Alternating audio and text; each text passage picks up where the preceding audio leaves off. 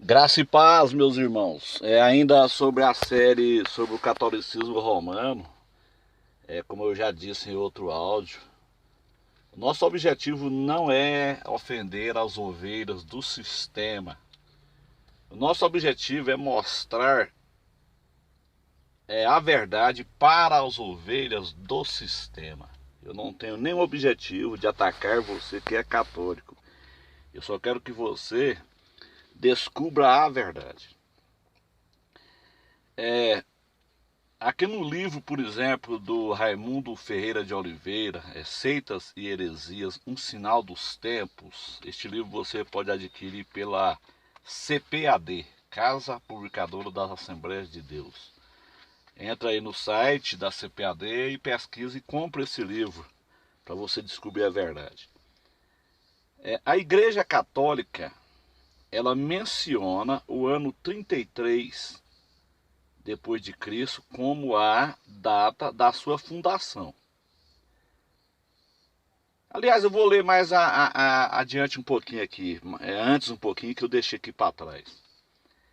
Diz assim, o catolicismo romano, até há, até há bem pouco tempo, os melhores livros escritos sobre seitas e heresias não incluíam a Igreja Católica Romana no seu esquema de estudos.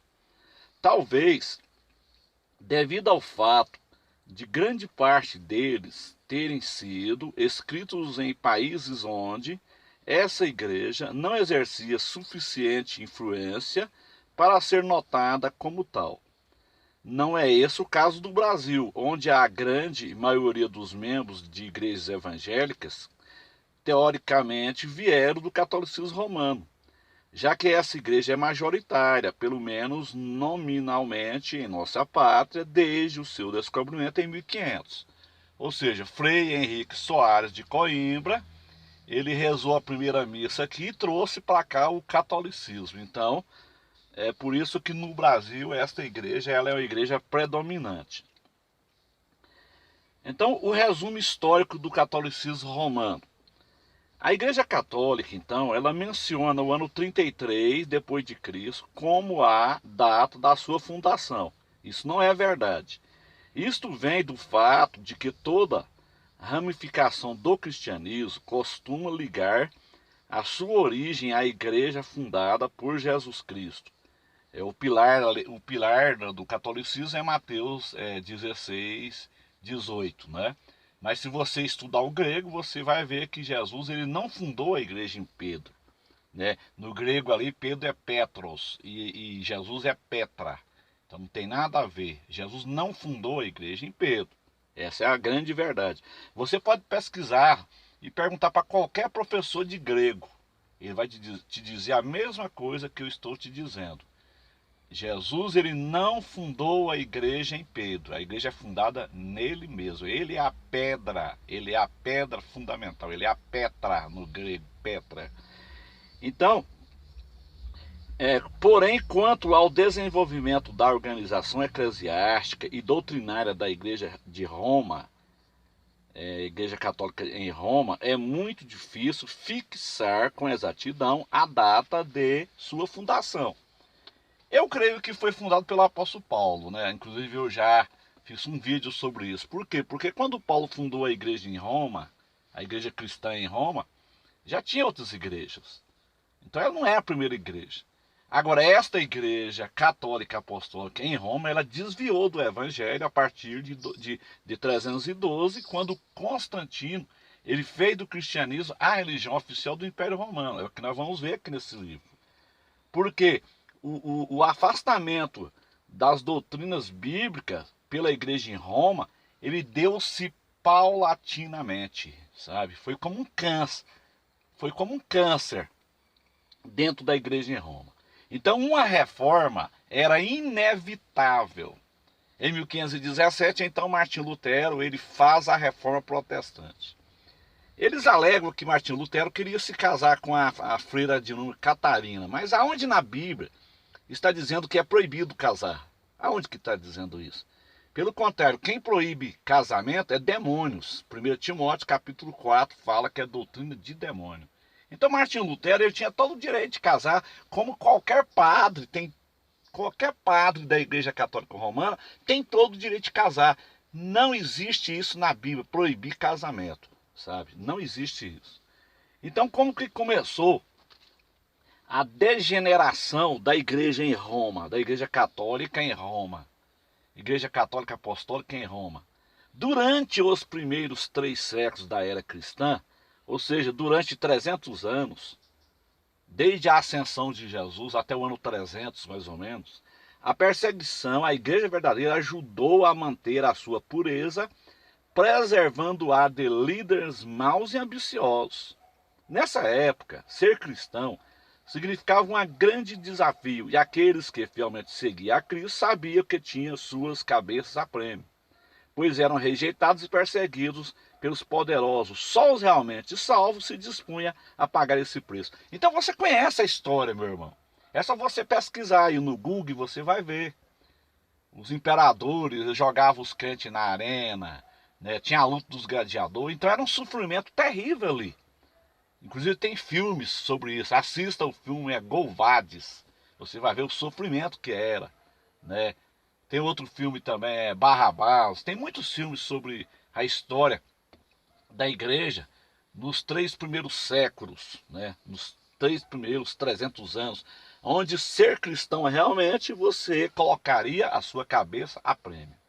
Mas a igreja, ela mantinha a pureza, ela não aceitava heresia, ela não aceitava doutrinas antibíblicas. A igreja em Roma, porque já existiam outras igrejas, como eu disse, já existia a igreja em Tessalônica, já existia a igreja em Filipos, e por aí vai. Naquela época não existia placas denominacionais. As cartas eram dirigidas às cidades. Paulo à igreja em Roma, Paulo à igreja em Filipos, Paulo à igreja em Tessalônica. As placas denominacionais, elas só surgiram depois da Reforma Protestante. Isso também não salva, placa não salva. Quem salva é Jesus Cristo, é quem salva. Então, graças à tenacidade e coragem dos pais da igreja e dos famosos apologistas cristãos, o combate da igreja às heresias que surgiram nessa época resultou numa expressão mais clara da teologia cristã. Quando os imperadores, por exemplo, propuseram-se a exterminar a igreja cristã, só os que realmente estavam dispostos a renunciar ao paganismo e a sofrer o martírio declaravam sua fé em Deus. Então, ser cristão nos 3 primeiros séculos significava que você poderia morrer. Tem até um livro que chama Catacumbas de Roma. Olha o sofrimento dos crentes naquela época. O livro chama Catacumbas de Roma, também é da CPAD. Compre esse livro e estude para você ver. Era muito sofrimento, meus irmãos. Então, logo no início do século IV, o imperador por nome de Constantino, ele ascendeu ao posto de imperador. Isso parecia ser o triunfo final do cristianismo. Por quê? Porque o Constantino, ele era um interesseiro. O Constantino, ele era um interesseiro, porque ele via os crentes morrendo. Os crentes davam a vida por Jesus. Então o que ele pensou? Poxa, esse povo é corajoso. Então se eu conquistar esse povo, eu estou feito. Se eu conquistar esse povo, eu conquisto todo o império. Então Constantino vai numa reunião da igreja primitiva e ele levanta a mão de Araque dizendo que era cristão. Como faz os políticos hoje. Volta e meia está no culto da igreja cristã, volta e meia está no culto dos deuses pagãos. Foi o que Constantino fez. Por um lado, foi bom, por quê? Porque o Constantino, ele acabou com a luta dos gladiadores, ele acabou com as perseguições no Coliseu. Então os crentes acharam bom, não, o rei agora é nosso irmão, está tudo tranquilo agora. Por um lado foi bom, acabou as perseguições, mas por outro lado foi ruim, por quê? Porque ele, como ele fez do cristianismo a religião oficial do Império Romano, ele injetava dinheiro na igreja, é igual hoje.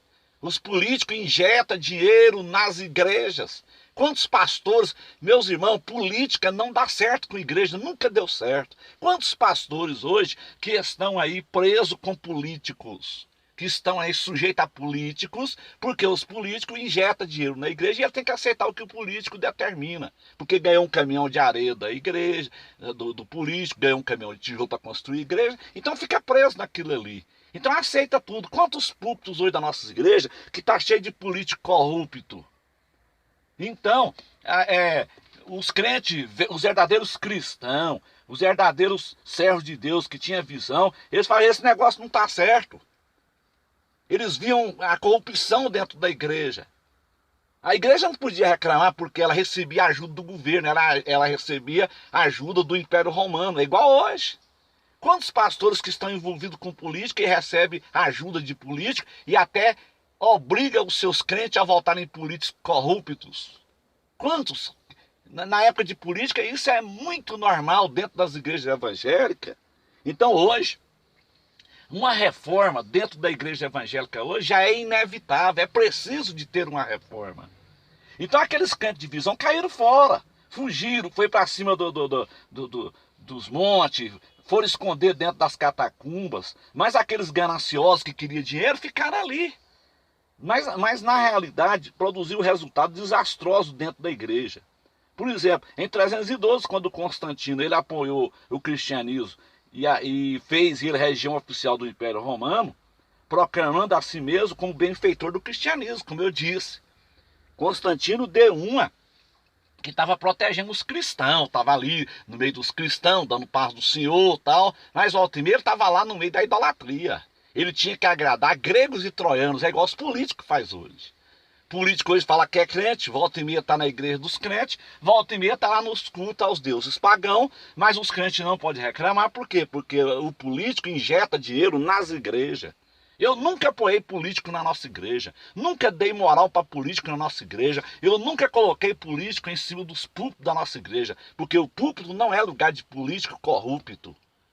Isso serve também para os pastores que estão me ouvindo. Então, meus irmãos, Constantino ele apoia o cristianismo, faz do cristianismo a religião oficial do Império Romano, proclamando a si mesmo benfeitor do cristianismo, achou-se no direito de convocar um concílio em Nicéia. Esse negócio de concílio, esse negócio de convenção começou em Nicéia. Esse negócio de convenção, cuidado com esse negócio de convenção, porque a maior parte dessas convenções está tudo corrompida. Eu não estou ligado em convenção, a minha convenção é o céu, eu estou ligado em Jesus. Me mostre dentro da Bíblia onde existe convenção. Aonde que a igreja primitiva estava ligada? Ela estava ligada no céu. No céu. Aí os crentes que não têm conhecimento ficam com essa bobagem. Ah, eu faço parte da convenção tal, do ministério tal. Aonde que a sua igreja está ligada? A sua igreja é clandestina, você não está ligado em convenção nenhuma. Meu irmão, deixe de bobagem. A igreja, para funcionar, ela não precisa de uma convenção. Ela só precisa de um CNPJ. Só isso. Eu não estou falando de tempo. Um tempo para funcionar, só precisa de um CNPJ, mais nada. Não precisa de estar ligado em convenção nenhuma. Porque no momento que você liga em uma convenção, você tem que pegar toda a arrecadação dos irmãozinhos humildes, dos irmãozinhos pobres, e mandar lá para a sede, para esses camaradas andar de avião aí.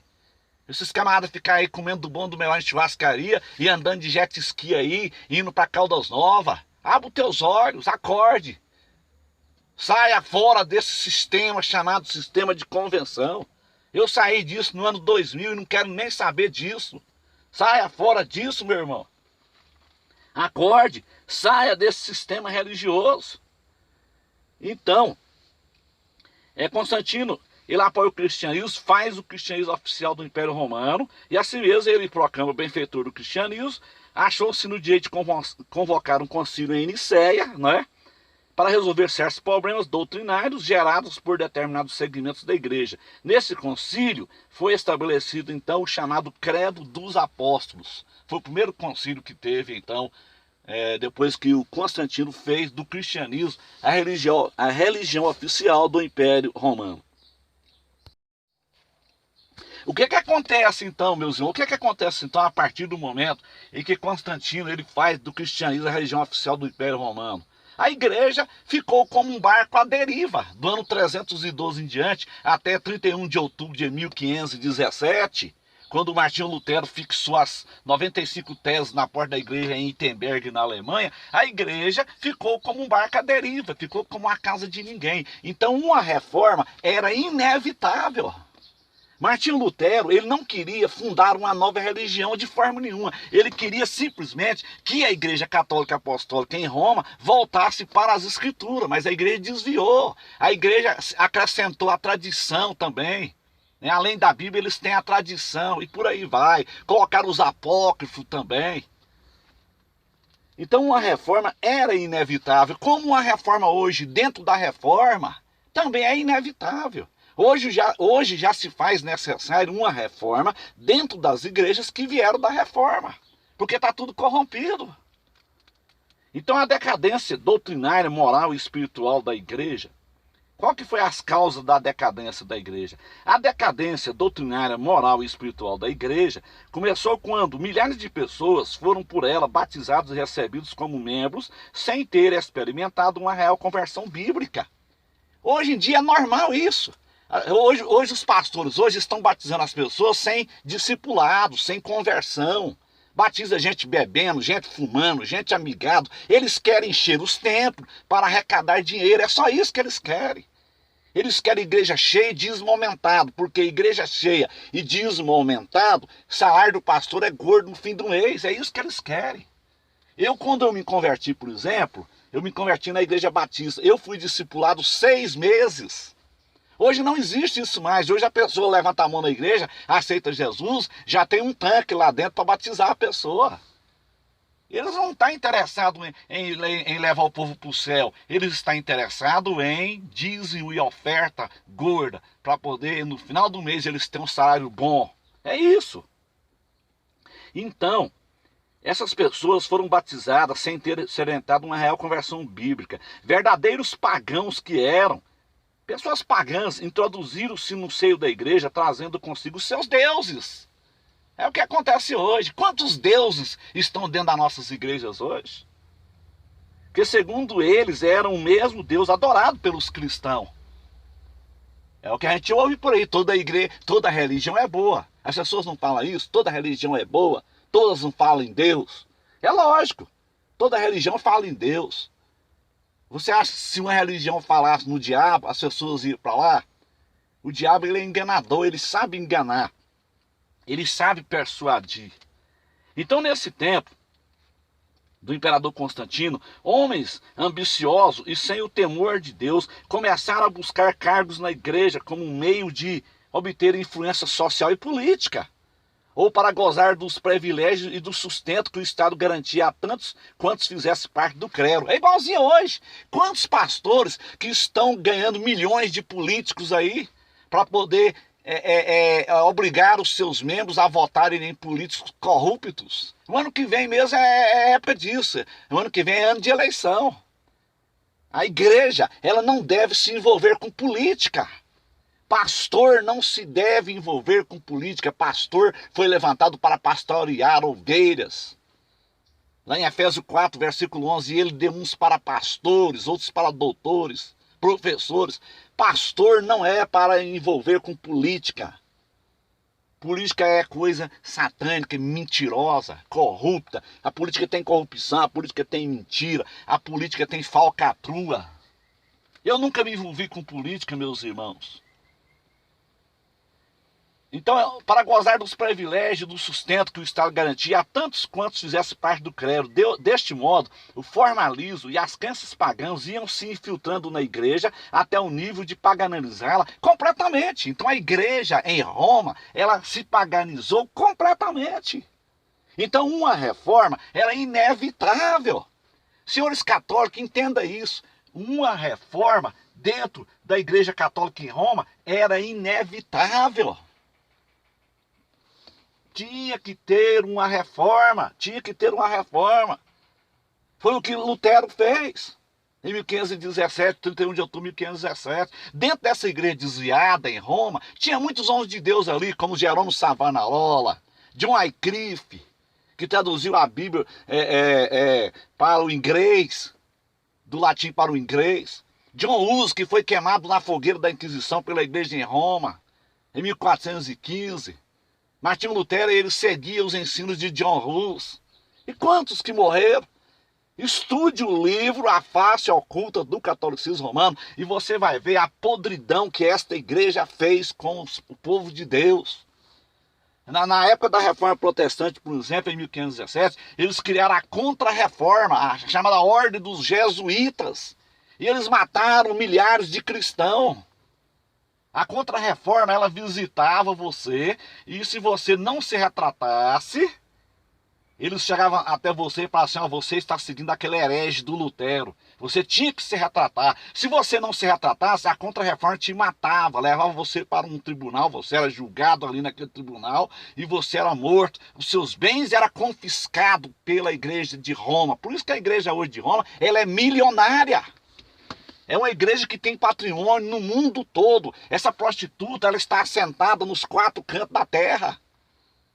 Apocalipse capítulo 17 fala que essa mulher é Roma, a igreja de Roma, a igreja católica apostólica de Roma. Ela está edificada sobre 7 montes, os 7 montes de Roma. Pesquise, meu irmão. Os 7 montes de Roma é Aventina e por aí vai, Capitólio, Célio. São 7 montes. Pesquise lá no YouTube que você vai encontrar lá no Google também. Então, meus irmãos, uma reforma era inevitável. Lutero ele não queria criar uma nova religião de forma nenhuma. Lutero queria que a igreja voltasse para o princípio, voltasse para a simplicidade do Evangelho de Jesus Cristo. Então, desde o ano, há raízes do papado e da mariolatria. Raízes do papado e da mariolatria. O que é a mariolatria? Culto a Maria. Isaías 42, versículo 8, é bem claro sobre isso. Deus não aceita... Eu sou o Senhor, não darei o meu louvor às imagens de escultura e nem outro Deus. Leia, meu irmão, você que é católico, leia Isaías 42, versículo 8. Jeremias 10, fala da idolatria. Salmo 115 na nossa Bíblia, na Bíblia católica é Salmo 113. Êxodo 20. Tantas passagens bíblicas que condenam a idolatria. Até mesmo os 7 livros da Igreja Católica, os 7 livros a mais. Sabedoria, capítulo 13, na Bíblia Católica, condena a idolatria. Então, desde o ano 200, raiz do papado e da mariolatria. Desde o ano 200 a.C. até o ano 276 da nossa era, os imperadores romanos haviam ocupado o posto e o título de sumo pontífice da ordem babilônica. Depois que o imperador Graciano se negara a liderar essa religião não cristã, Damaso, bispo da igreja cristã em Roma, foi nomeado para esse cargo no ano 378. Uniram-se assim, numa só pessoa, todas as funções de um sumo sacerdote apostata com os poderes de um bispo cristão. Imediatamente depois deste acontecimento, começou-se a promover a adoração a Maria como a rainha do céu e a mãe de Deus. Daí procederam todos os absurdos romanistas quanto à humilde pessoa de Maria, a mãe do Salvador. Enquanto se desenvolvia a adoração a Maria, os cultos da Igreja de Roma perdiam cada vez mais os elementos espirituais e a perfeita compreensão das funções sobrenaturais da graça de Deus. Formas pagãs como a ênfase sobre o mistério e a magia influenciaram essa igreja. O sacerdote, o altar, a missa e as imagens de escultura assumiram um papel de preponderância no culto. A autoridade era centralizada numa igreja dita infalível e não na vontade de Deus, conforme expressada pela sua palavra. O cisma entre o Oriente e o Ocidente. O cisma entre o Oriente e o Ocidente logo se tornou evidente. O rompimento final aconteceu em 1054 com a Igreja Ocidental ou Romana, sediada em Roma, então capital do Império Romano, por parte da Igreja Oriental ou Ortodoxa, que assim se separou da Igreja Romana, ficando sediada em Constantinopla, na Turquia, hoje Istambul, na Turquia. A Igreja Oriental guardou a primazia sobre os patriarcados de Jerusalém, Antioquia e Alexandria. Desde aí, então, a Igreja Romana, nitidamente desviada dos princípios ensinados por Jesus no seu Evangelho, esteve como um barco à deriva. Como eu disse, do ano 312, quando Constantino fez do cristianismo a religião oficial do Império Romano, até 1517, a Igreja Romana esteve como um barco à deriva. Então, uma reforma, meus irmãos, ela era inevitável. Então, a igreja esteve com um barco à deriva, sem saber onde aportar, até que veio a Reforma Protestante, liderada por Martinho Lutero. Foi mais um cisma já na cambalida Igreja Romana. A paganização da Igreja Romana. Como que essa igreja foi paganizada? Note a seguir o processo da gradual paganização da Igreja Católica em Roma, a Igreja Romana, desde que ela começou então a abandonar a simplicidade do Evangelho de Cristo até os dias atuais.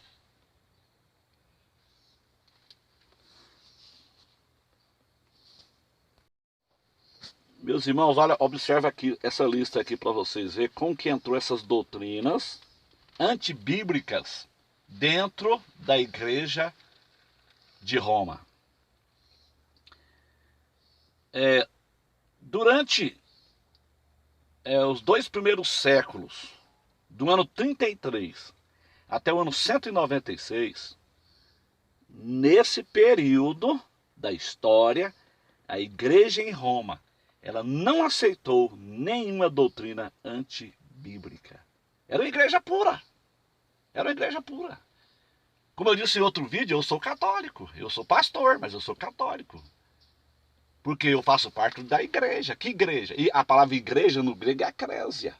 Conjunto dos salvos, separados. Então eu faço parte dessa igreja. Eu sou um pastor católico, sou porque eu sou da igreja, da eclésia. Da igreja separada. Por que eu sou católico? Porque a palavra católico vem do grego universal, igreja em todo mundo. Então eu faço parte dessa igreja. Apostólica, porque ela é edificada sobre o fundamento dos apóstolos, como Efésios 2, versículo 20, está dizendo ali. Igreja Católica Apostólica cristã. Eu sou cristão. Eu sigo os ensinamentos de Cristo.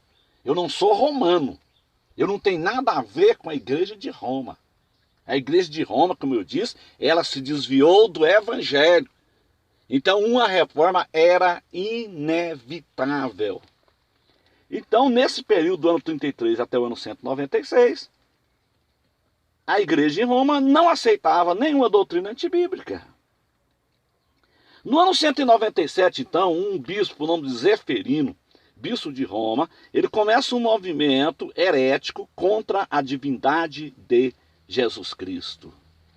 Aqui já começa então a negar a divindade de Jesus. Isso aqui chama-se gnosticismo. Negar a divindade de Jesus chama-se gnosticismo. Por isso que esses camaradas aí hoje negam o Evangelho de João. Porque o Evangelho de João, ele mostra a divindade de Jesus Cristo. Isso é uma doutrina chamada gnosticismo. É uma doutrina ariana. Um presbítero do nome de Ário, o presbítero da igreja também de Alexandria, ele defendia essa doutrina. No ano de 217, Calixto se torna bispo de Roma, pondo-se à frente da propaganda herética e levando a igreja de Roma para mais longe do caminho de Cristo. Foi infiltrando as heresias. Como o G12 entrou na igreja evangélica no ano 2000, um outro evangelho, esse anátema, como diz Gálatas 1:8. Irmão, a Bíblia é o suficiente, nós não precisamos nada mais além do que as Escrituras. Eles acrescentaram tanta coisa, acrescentaram a tradição, sabe? Acrescentaram as imagens de escultura e por aí vai. No ano 270, origem da vida monástica no Egito por Santo Antônio. Tá vendo? Isso aqui começou no ano 270. No ano 370, culto dos santos, professado por Basílio de Cesareia e Gregório de Nacianzo, primeiros indícios do turíbulo incensário. Parâmetros e altares nas igrejas, usos esses introduzidos pela influência dos pagãos convertidos. Então esse culto a santos começou no ano 370. No ano 400, então, começou a oração pelos mortos e sinal da cruz feito no ar. Onde que está isso na Bíblia?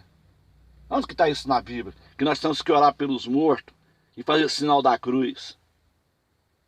No ano 431, Maria, ela é proclamada a mãe de Deus. Quem falou que Maria é mãe de Deus?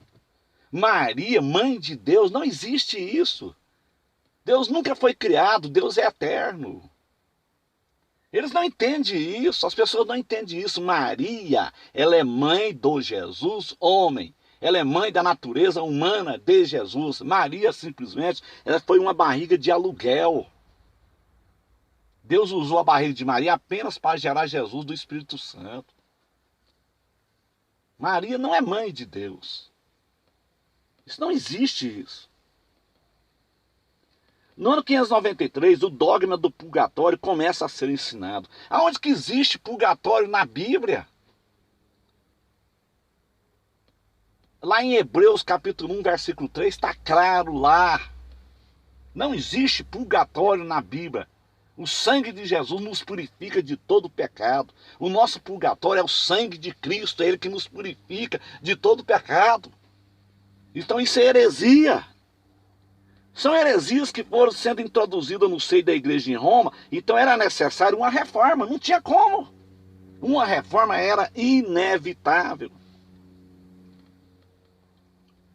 No ano 600, então, o latim passa a ser usado como língua oficial nas celebrações litúrgicas. Celebrava tudo em latim, como é que as pessoas iam entender? É por isso que John Wycliffe, ele traduziu a Bíblia do latim para o inglês. E Lutero traduziu do latim para o alemão. Hoje nós temos acesso às escrituras por causa desses homens. No ano 609, então, começo histórico do papado. Começo histórico do papado, ano 609. No ano 758, a confissão auricular é introduzida na igreja por religiosos do Oriente. No ano 789, início do culto das imagens e das relíquias. 789, então, começa o culto das imagens e das relíquias.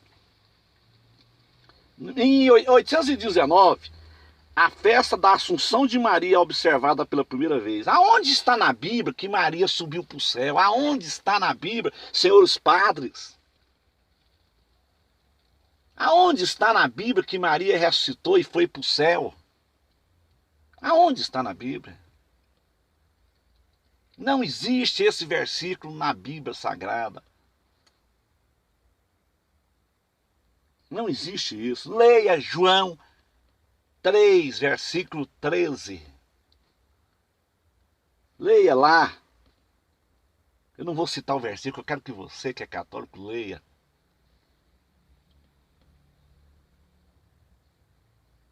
No ano 880, canonização dos santos. Ano 880 começou então a canonização dos santos. Olha essa data aqui, 998, estabelecimento do dia de finados. Aonde que está na Bíblia isso? Que nós temos que adorar as pessoas que já morreu, dia de finados. Jesus disse assim, deixe que os mortos sepultem seus mortos. Tu, porém, vai e anuncia o reino de Deus. Nossos entes queridos que já morreram, estão aguardando agora, se morrerem em Cristo, estão aguardando o arrebatamento. Se morreram sem Cristo, estão aguardando o dia do juízo final.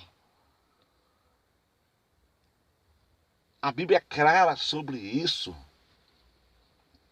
Hebreus 9, 27.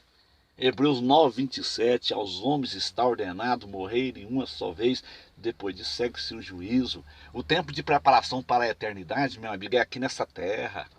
Se você tem tempo para tudo aqui nessa terra, e você não tem tempo para Deus, Você tem tempo para tudo aqui. Tem tempo para farriar, para beber, para jogar, para prostituir. Tem tempo para tudo, menos para Deus. Você acha que Deus vai aceitar você enganar ele depois de morto? Aí as pessoas vão lá fazer reza, fazer missa sétimo dia. Isso não adianta. Não adianta. É a vida que você levou aqui na Terra é que vai definir a sua eternidade. É o modo de vida que você viveu aqui. Então, no ano 1998, foi estabelecido o Dia de Finados. E no mesmo ano, 1998, foi estabelecida a Quaresma.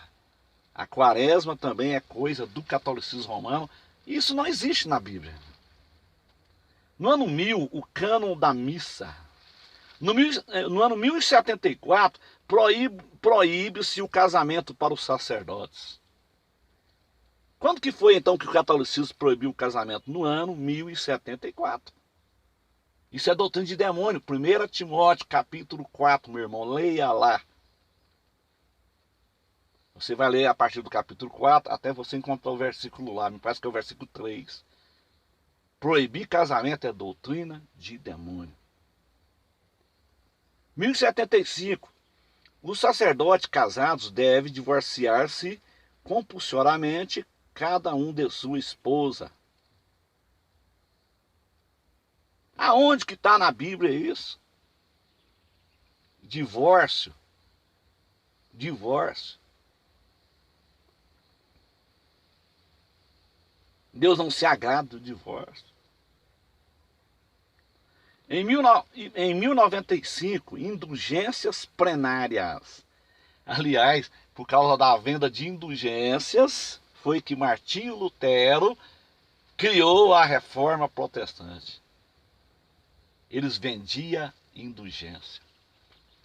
Hoje se vende indulgência? Vende também nas igrejas evangélicas. Vende. Vassoura ungida, rosa ungida, sal ungido, óleo ungido. Isso é venda de indulgência. É a mesma coisa. Então é preciso de uma reforma dentro das igrejas que saíram da reforma. No ano 1100, introduz-se na igreja o pagamento da missa e o culto aos anjos. Culto aos anjos, isso chama-se angelolatria. Angelolatria. Ao Senhor seu Deus adorarás, somente a Ele darás culto. Está lá onde? Está na Bíblia, lá no livro de Deuteronômio. Está em Mateus capítulo 4 ali, quando Jesus foi tentado ali pelo inimigo. Não se pode cultuar anjos, não se pode cultuar deuses, não se pode cultuar santos. Somente a Deus adorarás. Somente ao Criador. Em 1115, a confissão é transformada em artigo de fé. Em 1125, entre os cônegos de Leão, aparecem as primeiras ideias da Imaculada Conceição de Maria. Onde que está isso na Bíblia, gente? Que Maria foi concebida sem pecado. A Bíblia diz em Romanos 3, 23, todos pecaram, inclusive Maria. Leia a Bíblia. Todos pecaram. Em 1160, estabelecido os 7 sacramentos. Em 1186, o Concílio de Verona estabelece a Santa Inquisição. Aí agora eu quero ver os católicos falar o que aqui? A Santa Inquisição, ela matou milhares de pessoas. A fogueira da Inquisição, inclusive John Hus foi para a fogueira da Inquisição. Pesquise, meu irmão.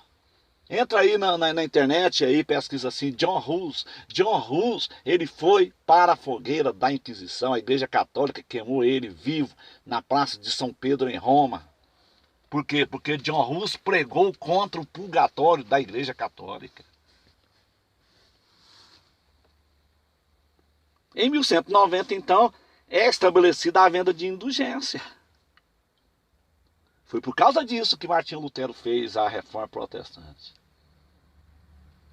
Eu vou explicar para você o que era a venda de indulgências. É o sistema. Então cabe às ovelhas do sistema estudar as escrituras, descobrir a verdade e sair desse sistema, porque o sistema já está condenado nas escrituras. Em Apocalipse 17, né? Aquela mulher ali montada na besta, embriagada com o sangue dos santos. E aproveitando esse ensejo, eu quero receitar para você que é católico, apostólico romano, 2 livros para você comprar e estudar.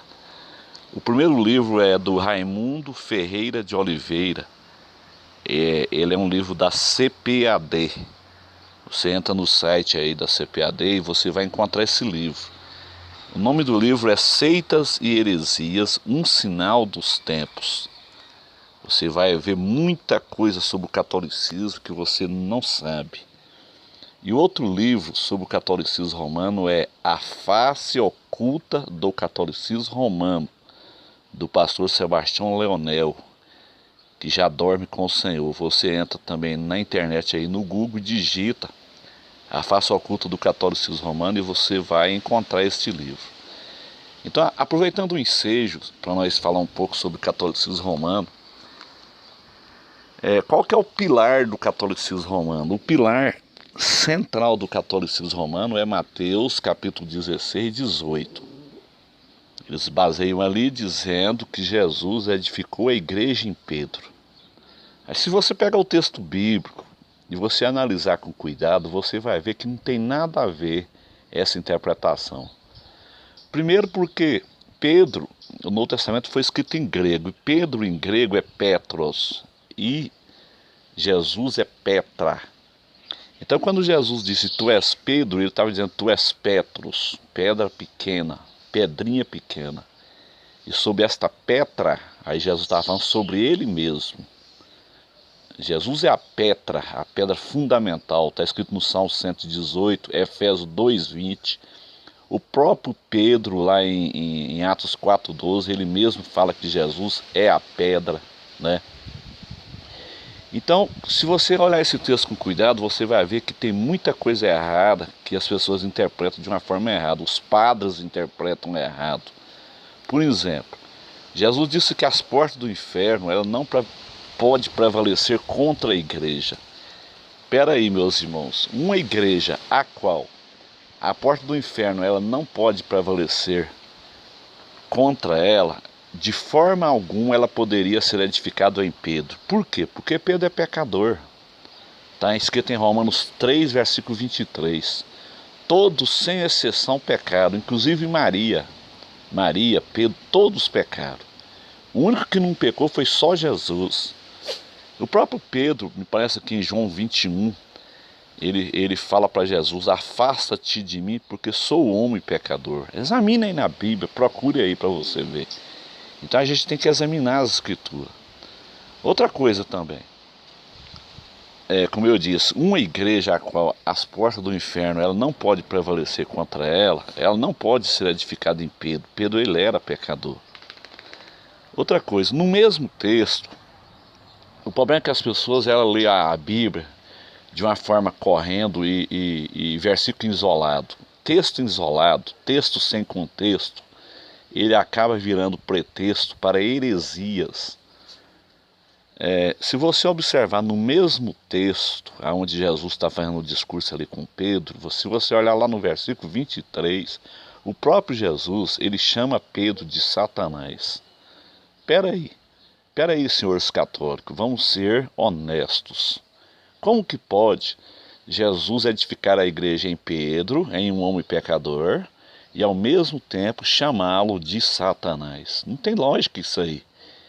Então, vamos examinar as escrituras de uma forma correta, saia desse engano. O catolicismo romano é um engano, deixe de teimosia, deixe de ignorância, deixe de examinar textos isolados, examine o contexto, para você sair deste engano.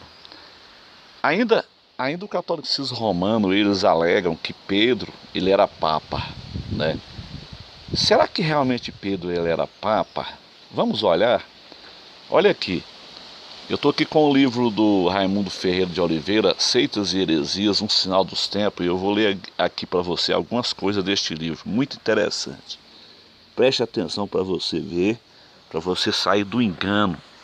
Você precisa sair deste engano chamado catolicismo romano. Olha aqui, Pedro era financeiramente pobre. Isso está escrito aonde? Na Bíblia. Atos 3, versículo 6, quando Pedro disse ali para aquele homem, eu não tenho prata e nem ouro. Quando Pedro e João disse ali para aquele aleijado ali. Então Pedro, ele era financeiramente pobre. Pedro, ele era casado. Mateus 8, 14 e 15. A Bíblia fala que Jesus curou a sogra de Pedro. Então, se ele tinha sogra, ele era casado. Os papas não casam, né? Eles ensinaram o celibato. O que é isso? Isso é doutrina de demônios. Proibir o casamento é doutrina de demônio. Está escrito na Bíblia, tá? 1 Timóteo, capítulo 4 ali em diante, você vai encontrar lá.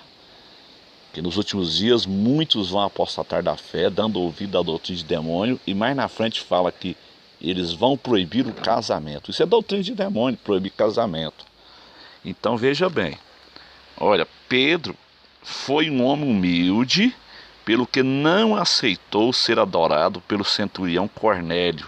Está escrito na Bíblia, está Atos 10, 25, 26. Você que é católico aí, pega a sua Bíblia católica e examine. Vamos examinar as escrituras, seja um bereano, examine. Veja se o que o pastor João Peixoto está falando para você é verdade ou não. Outra coisa, Pedro foi um homem repreensível, está escrito na Bíblia, está Gálatas 2, 11, 14. Olha que coisa interessante. É de estranhar que Pedro, sendo príncipe dos apóstolos, como ensina a teologia católica, Tiago, e não ele, era o pastor da comunidade cristã em Jerusalém, Atos 15. Se Pedro tivesse sido papa, certamente ele não teria aceito a orientação dos líderes da igreja quanto à obra missionária, Atos 15, 7. Se Pedro tivesse sido papa, a ordem das colunas, conforme Paulo escreve em Gálatas 2, versículo 9, examine aí Gálatas 2, 9, seria Pedro, Tiago e João, e não Tiago, Pedro e João. Tá vendo aí? Então tem que examinar, meus irmãos, tem que examinar. Você é amigo católico, examine. Não fica aí somente ouvindo o que os padres, né? Esses homens aí vestidos de batina preta aí, vestido de luto aí, fica ensinando para vocês. Não fica aí só ouvindo eles não, examine as escrituras. Pegue a Bíblia católica e olhe, examine. Agora vamos ver a diferença do Papa com Pedro. O Papa fala que é Pedro, né? Os papas falam que são sucessores de Pedro, né? Então vamos ver a diferença.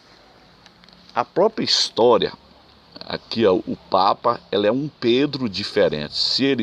Se o Papa é sucessor de Pedro, ele é um Pedro diferente.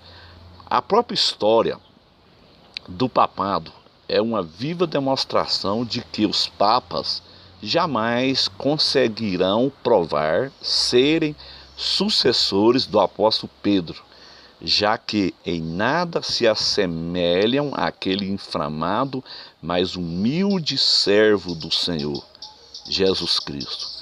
Vejamos, por exemplo, Pedro ele era pobre, né? Os papas são administradores de grandes fortunas da igreja. O clérigo José Maria Alegria, da Universidade Gregoriana de Roma, ele declarou no final do ano de 1972, que o balanço financeiro do Vaticano dispunha de um ativo de $1 bilhão. Imagine, $1 bilhão em reais, é muito dinheiro, meus irmãos. Os papas são celibatários, isto é, não se casam. Quer dizer, Pedro ele era casado, tá vendo a diferença aí? Os papas são celibatários, isto é, não se casam, não obstante ensinarem que o casamento é um sacramento. Como eu ensinei para vocês, isso é doutrina de demônios. Proibir casamento é doutrina de demônios. Tanto faz o homem como a mulher deve se casar para evitar o adultério e a prostituição. Então está lá em 1 Timóteo capítulo 4, lá em diante. Os papas frequentemente aceitam a adoração dos homens. Está vendo a diferença? Pedro não aceitou a adoração. Os papas se consideram infalíveis nas suas decisões e decretos. Está vendo? Os papas se consideram infalíveis nas suas decisões e decretos. Tem mais uma coisa interessante que eu queria acrescentar aqui. Os papas, eles andam ali com seguranças e com aquele papa móvel ali, porque ele tem medo de morrer, de sofrer um atentado e morrer. Onde na Bíblia está escrito que Pedro tinha segurança? Onde na Bíblia está escrito que Jesus tinha segurança? Hoje em dia, por exemplo, existem pastores evangélicos que têm segurança. Onde está a fé desses homens? No momento que eu sou um pastor e contrato um segurança, onde que está a minha fé? Jesus tinha segurança, os apóstolos tinham segurança, os papas têm segurança. Pedro nunca teve segurança. Pedro ele era um homem humilde pescador, não tem nada a ver com os papas. Então é para você refletir, meu amigo, você que é católico, reflita nisso aqui que eu estou dizendo, pega a sua Bíblia, dá uma olhada nas escrituras. Não fica aí só escutando o que os padres ensinam na igreja católica. Esses homens vestidos de preto aí, fica ensinando aí para vocês. Esses homens aí vestidos com roupa de luto. Preste atenção nas escrituras, saia desse sistema, caia fora. Não estou chamando você para poder passar por uma igreja evangélica de forma nenhuma. Estou chamando você para conhecer a verdade, conhecer Jesus, conhecer o cristianismo verdadeiro. Essa igreja ela não tem nada a ver com o cristianismo, nada a ver. Deus abençoe você, que o Espírito Santo de Deus te ajude a estudar as escrituras e a entendê-la. Não estude a escritura, você que é católico, não estude a escritura com o seu intelecto. Estude com o coração, peça o Espírito Santo que te ilumine para que você possa conhecer a verdade. Tem muita gente que estuda as escrituras com o intelecto e a Bíblia diz que o homem natural, ele não entende as coisas de Deus. Eu também era assim. Quando eu estava lá no mundo, eu era católico e eu não entendia as escrituras. No momento que eu me converti a Cristo, que eu deixei as coisas erradas, e eu passei a obedecer a Deus, Deus foi se revelando a mim. Você pensa que Deus vai se revelar a uma pessoa que bebe, uma pessoa que fuma, uma pessoa que prostitui, que vive na bagunça? Deus não se revela a esse tipo de pessoas. Nós temos que nos converter primeiro, para depois Deus nos revelar os mistérios da sua palavra. Você que é católico, se converta primeiro ao Evangelho, para depois Deus te revelar as profundidades das Escrituras. Senão você vai ler a Bíblia igual ler um jornal, igual eu lia. Você não entende. O Espírito Santo ele não se revela a homens naturais, somente a pessoas espirituais. Deus abençoe você. Glória a Deus.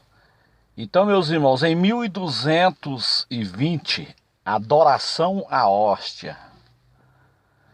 Aqui foi a igreja católica foi se paganizando. 1220, adoração à hóstia. 1226, introduz-se a elevação à hóstia. Introduz-se a elevação à hóstia. Quando o padre levanta a hóstia ali, né? Isso aí foi introduzido em 1226. Em 1229, proíbe-se aos leigos a leitura da Bíblia. Então foi proibido as pessoas ler a Bíblia. E quando você não lê a Bíblia, você nunca vai conhecer a verdade. Uma pessoa que estuda a Bíblia, que lê e estuda a Bíblia, ela nunca vai ser um católico romano. Por isso que eles proibiam as pessoas de estudar a Bíblia. Isso foi no ano 1229. No ano de 1264, festa do Sagrado Coração. No ano 1303, a Igreja Católica Apostólica em Roma é proclamada como sendo a única verdadeira e somente nela o homem pode encontrar a salvação. Ou seja, em outras palavras, fora da Igreja Católica não há salvação. Isso foi introduzido no ano 1303. E quando, na verdade, igreja não salva ninguém, não é catolicismo que salva, não é protestantismo que salva, quem salva é Jesus. Agora, você tem que seguir uma igreja que obedece às escrituras sagradas. No momento que você congrega numa igreja que ela não está vivendo a palavra de Deus, caia fora dela. No momento que você congrega numa igreja que não segue a genuína palavra de Deus, meu irmão, caia fora dela, tanto faz ser protestante como católica. Tem que cair fora. Como eu fiz isso em 2000, eu caí fora do sistema. Em 1311, a procissão do Santíssimo Sacramento e a oração da Ave Maria. Em 1414, definição da comunhão, com um só elemento, a hóstia, o uso do cálice fica restrito ao sacerdote. Ou seja, na Igreja Católica é só o padre que bebe o vinho. Minha mãe ela era muito católica na época, ela já é falecida, ela faleceu em 89, e ela ficava muito grilada. E ela falava assim, por que na igreja dos crentes, os crentes comem o pão e bebem o vinho, e lá na Igreja Católica é só o padre que come, o padre come a hóstia e bebe o vinho, só ele que bebe o vinho, os católicos só comem a hóstia. Minha mãe era grilada com isso. Então, isso foi introduzido na Igreja Católica em 1414, definição da comunhão com um só elemento, a hóstia, o uso do cálice fica restrito somente ao sacerdote. No ano 1439, os 7 sacramentos e o dogma do purgatório são transformados em artigo de fé. No ano 1546, portanto já depois da reforma, né? Porque a reforma foi 31 de outubro de 1517. Então já no ano 1546, depois da reforma, a partir então da reforma em 1517, Martinho Lutero tomou um rumo, né? Com a reforma protestante, e a Igreja Católica continuou com seu rumo desviada até hoje. A Igreja Católica está desviada do Evangelho até hoje, desde Constantino, quando Constantino fez do cristianismo a religião oficial do Império Romano, que a Igreja Católica está desviada das Escrituras. Então, a partir de 1517, Martinho Lutero tomou o seu rumo com um grupo de protestantes e a Igreja Católica continuou o seu rumo desviada até o dia de hoje. Em 1546, né? Em 1414, definição da comunhão com o seu elemento, a hóstia, o uso do cálice fica restrito ao sacerdote. Então, em 1439, os 7 sacramentos e o dogma do purgatório são transformados em artigos de fé. Em 1439, os 7 sacramentos e o dogma do purgatório são transformados em artigo de fé. Em 1546, portanto, já depois da reforma, porque a reforma foi em 1517, né? 31 de outubro de 1517. Então, após a reforma, 1546, conferida à tradição autoridade igual à Bíblia. Ou seja, eles acrescentaram a tradição. E as escrituras é claras sobre isso. Ninguém pode acrescentar nada à Bíblia. Isso é um outro evangelho. A tradição é um outro evangelho. É um outro evangelho, né? É Gálatas 1, versículo 8. No livro do Apocalipse também fala sobre isso, lá no finalzinho lá. Ninguém pode acrescentar a Bíblia. Ninguém pode tirar nada da Bíblia. Então eles colocaram a tradição. Somente as escrituras é a nossa regra de fé. Somente a Bíblia Sagrada. Você, meu amigo, que é católico, você não precisa de tradição. Isso aí foi colocado em 1546. Em 1562, declara-se que a missa é oferta propiciatória e confirma-se o culto aos santos. Olha para os irmãos ver, a missa é oferta propiciatória? O que é isso? A única oferta propiciatória é o sacrifício de Cristo na cruz do Calvário. Isso aqui é tentar dar uma ajudinha a Deus, isso aqui é heresia. O sacrifício de Jesus ele foi suficiente para a nossa salvação. Em 1573, é estabelecida a canonicidade dos livros apócrifos, ou seja, foram acrescentados 7 livros. A Bíblia Católica ela tem 73 livros e a Bíblia Protestante tem 66 livros. Ou seja, a Bíblia Católica ela tem 7 livros a mais do que a nossa. Só que todos os 7 livros que existem na Bíblia Católica, todos condenam a idolatria também. Principalmente o livro de sabedoria no capítulo 3. Você que é católico, eu tenho aqui uma Bíblia Católica, aqui, a Bíblia de Jerusalém. Então pegue a Bíblia Católica em Sabedoria 13 e leia lá para você ver. Lá também condena a idolatria, o uso à imagem de esculturas. Então, no ano 1854, definição do dogma da Imaculada Conceição de Maria. Imaculada Conceição de Maria. Olha para os irmãos ver que coisa terrível. Maria nunca foi concebida sem pecado. Ela era uma mulher pecadora.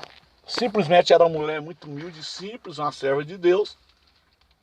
Deus escolheu ela então para ser a mãe da natureza humana de Jesus Cristo. Maria não é mãe de Deus. Maria é mãe do Jesus homem, não do Jesus Deus. Em 1864, declaração da autoridade temporal do Papa. Isso foi em 1864. Em 1870, declaração da infalibilidade papal. Ou seja, o Papa é infalível. Infalível? Meu amigo católico, leia Romanos 3:23. Todos pecaram, inclusive o Papa é pecador. O Papa precisa de Jesus Cristo. O Papa precisa do sacrifício de Jesus Cristo para ele poder ser salvo também. Mas em 1870 foi declarado que o Papa ele é infalível. E em 1950, a Assunção de Maria é transformada em artigo de fé. Onde está na Bíblia que Maria subiu para o céu? Aonde está, meu amigo católico? Onde está? Isso não existe na Bíblia. Aqui termina, até o ano 1950 foi o que o pastor Raimundo Ferreira de Oliveira colocou aqui no livro dele. Mas com certeza, a partir de 1950, foi colocado muito mais heresias dentro da Igreja Católica. Deve ter muito mais. Até os dias atuais, nós estamos no ano 2021, 1950 para 21, são 71 anos. 1950 para 2050, mais 21, são 71 anos. Imagina o que já não foi colocado dentro da Igreja Católica. Imagine quantas heresias que já não foi introduzido dentro da Igreja Católica de 1950 para cá. Então, meu amigo, estude esse livro. Seitas e Heresias, um Sinal dos Tempos, Raimundo Ferreira de Oliveira. Eu espero que você possa estudar, pesquisar, correr atrás das informações e sair dessa mentira. Você está sendo enganado pelos padres. Que Deus te abençoe, que o Espírito Santo de Deus te ajude, que o Espírito Santo de Deus te esclareça, você que é católico. Apocalipse capítulo 18, versículo 4 diz assim: sai dela, povo meu. Sai dela, povo meu. Saia, meu irmão de Babilônia. Saia, meu amigo católico de Babilônia. Sai dela. Saia dela. Vá servir a Jesus. Não estou convidando você para ir para uma igreja evangélica, não. Estou convidando você a ser um cristão autêntico, a aceitar Jesus e seguir os ensinamentos da Bíblia Sagrada. Porque também tem muitas igrejas evangélicas que não tem nada mais a ver com a Bíblia Sagrada também. Já afastou totalmente também das Escrituras Sagradas. Que Deus abençoe você. Que o Espírito Santo de Deus te ajude e te dê a vitória. Em nome de Jesus.